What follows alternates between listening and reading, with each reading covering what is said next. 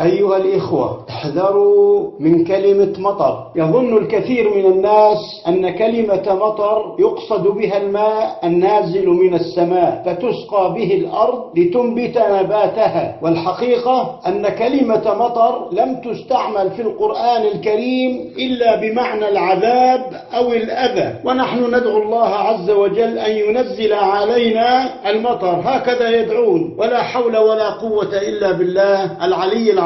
وإليكم الآيات التي جاء فيها ذكر المطر لتعرفوا أن المطر علينا أن لا نذكره، وإنما علينا أن نلتزم بتوجيه القرآن. قال تعالى عن قوم لوط: وأمطرنا عليهم مطرا فانظر كيف كان عاقبة المجرمين. وقال: فجعلنا عاليها سافلها وأمطرنا عليهم حجارة من سجيل. وقال: وأمطرنا عليهم مطرا فساء مطر المنذرين. وأخبرنا عن مقولة الكفار: وإذ قالوا اللهم إن كان هذا هو الحق من عندك فأمطر علينا حجارة من السماء. وقال: فلما جاء أمرنا جعلنا عاليها سافلها وأمطرنا عليهم حجارة. وقال: ولقد أتوا على القرية التي أمطرت مطر السوء. أما الماء النازل من السماء لسقي الأرض والأنعام